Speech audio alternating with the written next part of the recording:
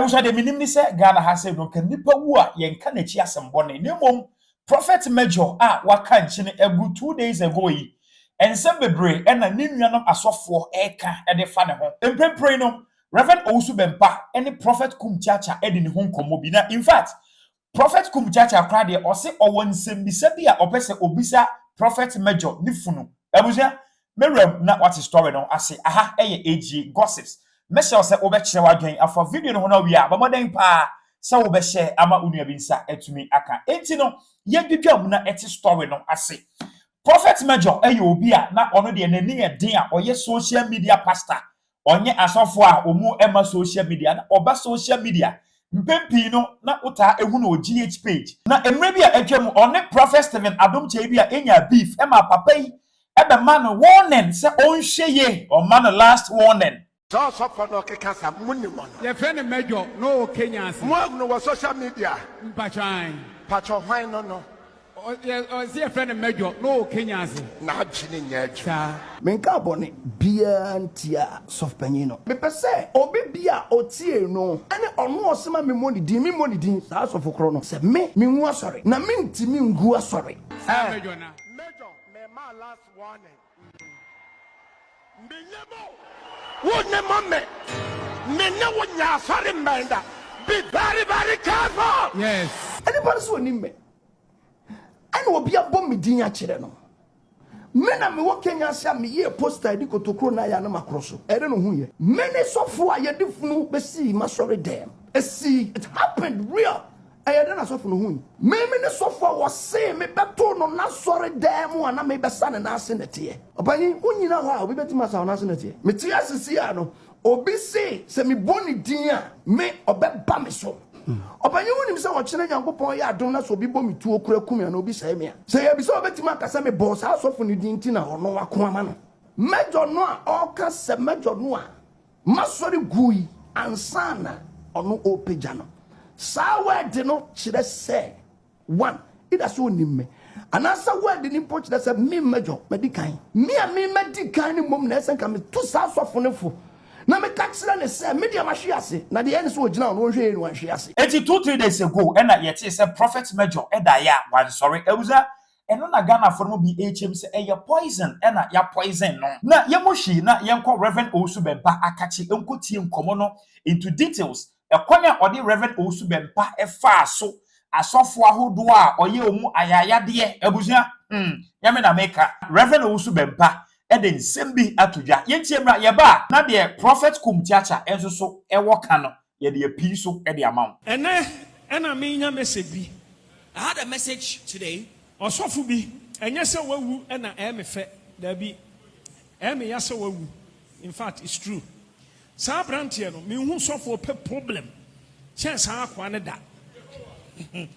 Now it hurts me that this man is dead, the man of God is dead, but really I've never seen any person that loves, he's a lover of problems than that guy. Bia what the sofo betna TV so radio so no dinatem. Every time sofo bia nya papa ajo no nko. Every time he is on radio and television speaking against every man of God. He says about men of God that they are not genuine, they are not from God, except him. That guy has insulted me. One time, number. Now there was a time I got his number, and I'm a friend, and I called him. And I'm so ne prophet from Bano, and I say, and I'm so near from Mejono, and I say, and I'm saying, I don't tell them Yana did him at him. Oh, Papa, me sorry. Papa been CBM. Oh, the following week, and you're not changing. Akwane blasphemy serious. Now, and some so I can find me hono. And yes, sanity. Now, when I called him, he apologized to me and said it wouldn't happen again. The following week, when he went to radio and TV, it was worse than before. And all the things he says about me are not true, and they are misrepresentations. And I'm a friend, a spiritual father, Eric Frimpong. So I called the spiritual father. Was Eric Frimpong or family senator? Prophet Eric Frimpong. Because Prophet Eric Frimpong. And I'm catching and say, on this hand, a ban and casa. And I say, Papa, Tamana Babe preaching Mammy Debiano. Or no, or Tojono. Satam Crano and Yasofono, while you're jump to knee or Tojom. So when I called the spiritual father, I told him to warn that guy because he's that guy's spiritual father. And he said to me, man of God, do you remember those times when you come to me to preach for me? He was the guy who used to sing. Even at that time, he was not a pastor. And yes, because I'm not looking down upon those who sing in church. But at that time, the call of God had not initiated. So the call of God initiated in our lives before his call got initiated. But rather, he had the audacity to sit on radio and TV and rather teaching us the way to go. Also, on party be election. No politician. And he says, on politics. He says he does not understand why I prophesy about who God has told me will lead the nation as president, because God is not a politician. So why should I prophesy about matters relating to politics? And I'm saying, Samuel town and our man can Samuel be a problem. So I said, Nathan Tam can Nathan be a problem. Joe Ida can't be contact every day because on Crawford be on more. When you make a such a mumu, actually, when you made your mind a sentence. I said that if he were living in the days of Samuel or in the days of Nathan or Jehoiada, he would have had serious problems with them, because there are some personalities that God always tells them, he speaks to them, the people the Lord desires to lead the nation. And you're politics. So it's not a matter of politics, but it's a matter of God's calling. But that is not the angle or the direction of my message. Now, this young man or this guy spoke against another man of God. Now, this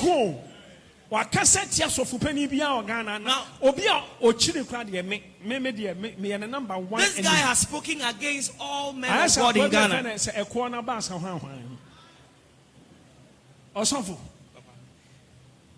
Enra, Yesu Ada yes poison.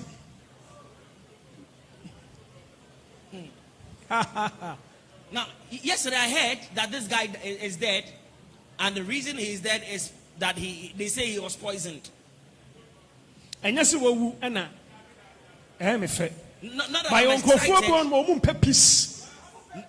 I'm excited that he's dead, but I was just giving an example of people who are lovers of problems. Wouldn't say one be on ma. Omudoma Samba Miso. Namidia Bufori at Tekra, Mia Mesako said them, no Massa chance.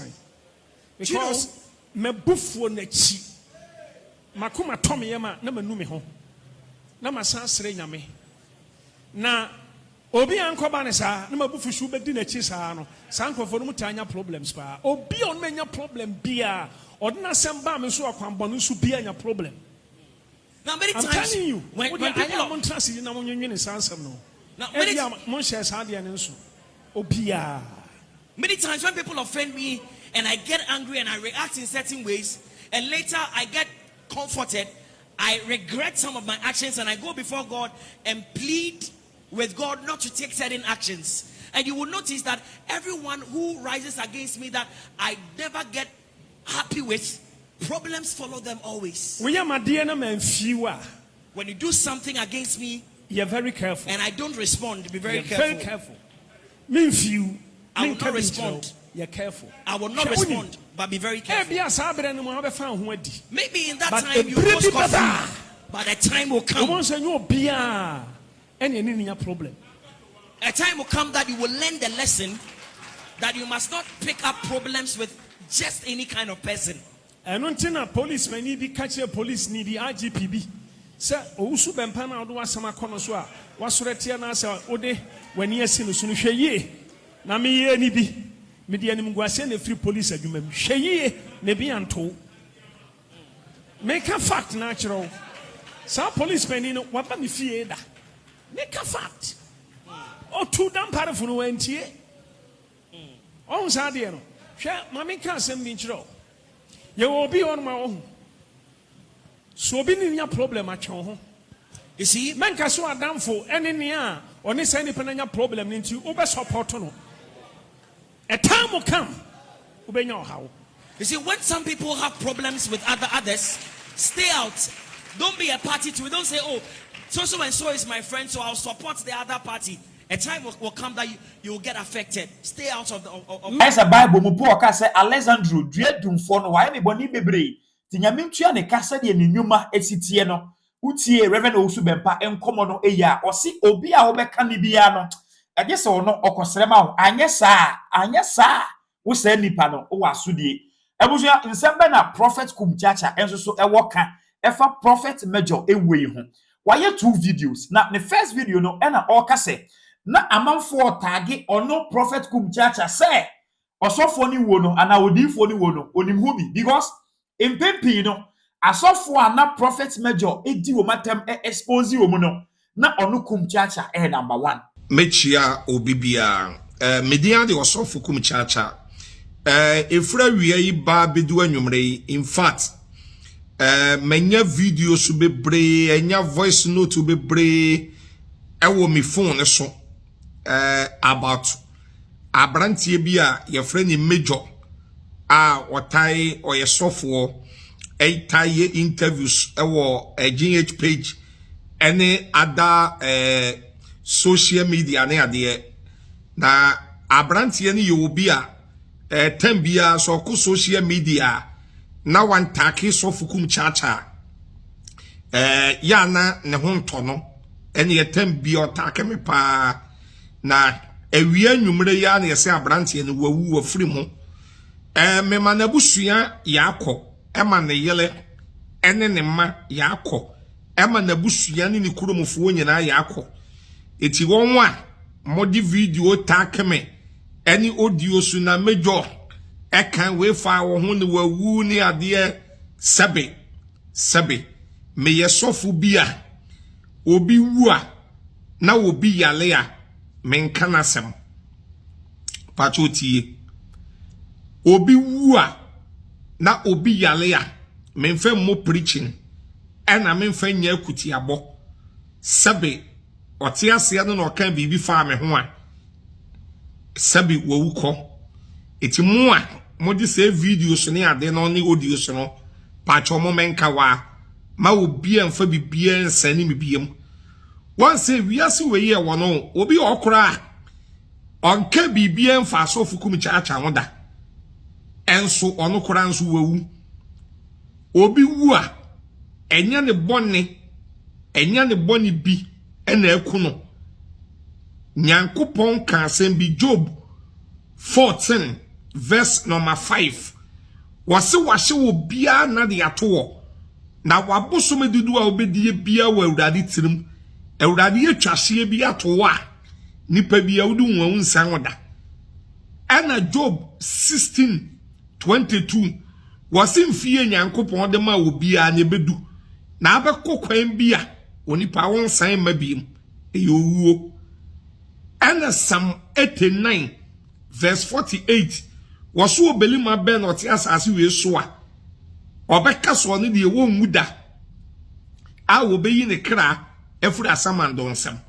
eti obi ofom obi abewu enti after video we no na prophet Kumchacha esaba abontene ebeye video fufura we de na eye question obusa prophet major nifunu anane saman say otiase no okase obi emfiri nyame enti na nyame akunu ntem no na ono odifo Kumchacha no so ohye a odifo major ya wawi onya 100 years ana wanya 100 years wanya 100 years wanya 80 years wanya 70 years enti wono nso na omfiri nyame ana ebusua eya asemu a obusa odifo na wawu no nifunu mechia obibia media de osofu Kumchacha na abrantie bia ayefure ni major awaye sofu a wawu na enkrofo nyina ka ho asem na me yese ankamen ka ho asem nanso no enu a ene na nsam ahwehwe video bia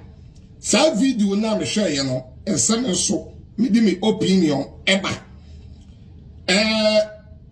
osofu a yefre no apreku man daughter tama wowu ye no major etumi beye video eka say apreku mfuri nyame eti na apreku wowu ntentam na apreku ni ya oye no enye eti ne nyame ye kunu ntentam oko YouTube a kwane kobo ubehu ko YouTube ubenya ama okensen bebre fa apreku ho sa wote no to nchen a sofu kese baako a ya friend Anthony Kwadwobu ache na so the resolution owiye mejo be ye video say papa ni mfiri nyame ko YouTube ubenya eti ne nyame ye kun papa ni ntentam opeso obo nyame peso obo edom no hwete eti no wakun ni ntentam apreku eti ne nyame ye kun ni ntentam ena obeye say video no na won say we as ya na ye ka bibi say asantifu quotation etrenso enchichemodu no awse said yensuwo ye no sa na ya owia eye eti me osof Kumchacha menti ase say Reverend Dr. Owusu Bempah sa branti ye free ni medwo be kikensen bebre fa na ho na ne sofu pani akokan won asemo kire na dwen a na nkorofo bosofu pani Reverend Dr. Owusu Bempah asenuyem boy na ye free ni medwo no ote ase no asofu amabu wondin wuye ensem okafa wo ho no na nyensam ketwa na ewiase ye wo no tie ewiase ye wo no Bible quotation bi ho eyem de pa Matthew chapter 12 36 to 37 Bible say okay 36 na wo se asemuhu bia woni pa beka wiase no obebu ho akonta atemu da utu 37 na wo se wonu asem ena onipa wodi bu bem eno ana wodo ogina su di bu fo wonu asem na wodi bu bem ena wonu asem na wodi bu fo eti no apreku my daughter ani Anthony Kwadwobu ache a sa medjoi ekeka se onwo wuntentam na won mfiri nyame no na onfiri nyame a kenyame ba mo won ye adwuma na kwa akire medjo wona be ye 40 something a 50 kura wunya ye no wawu eye question ena me Kumchacha me bisa question won so o age wadie no wa ni 50 kura eye question etunsu o age na wodi awuo no me bisa wo saman abisa wo saman baby a wo saman wo bia se won so no ufiri nyame anase umfiri nyame ena wodi awu se age we won se wiase no sadie ya ni nsuo ye no sa no wiaye eti mu a anse mo bo Reverend Dr. Owusu Bempah se no no munyai munu de amoka memi dina we last 3 years ena mejo be ye video ma me say minfiri nyame ena minfiri nyame ne nyame mfre me say ya na sabe mo akonta na mo nana no na afre me de ya menim ena mejo be ye video ma me say me wai ya entome e wa asase we so comment channel na kobo na hwe comment channel sabe nipa nkwan enye nipa de ye Awurade de ya Job 14:5 Awurade ase wo bia na ato wa abosom didu abedie wonyame tirim Awurade atwase bia wudu nwa unsa ho ena Bible so wonyame na ekum ena osan ye den emenkwa 1 Samuel chapter 2 verse 6 to 7 eti wo sabe obeka se me 2 years ni 1 year korento me na me da so tiase ena na why overtaking every me hoko eti se wo bi nso kira na dua fa me jode ya no ho a masra mo enya tem didie me ya me baka yen eye question ena mabisa mejo saman nyame shiraw me din de osofu Kumchacha ti ye ka bibia ye hwe ya no kasa yi na ochena ye nu de ye nso ebeto yen bye bye Prophet Major etiase no Prophet Kumchacha emusa ne sa asem na emom owu ye no ena obusa ne saman minim baby a obenya emuaye no e de afri ti ose ye hwe ne na tem sa wote se wo kan ose hwe na wo de na tem on de ye question e do obisa feeling free na kire wadwen na owi a bo den se wo be share ama onua bi nsa atumi aka aha eye AG gossips medin e de AG background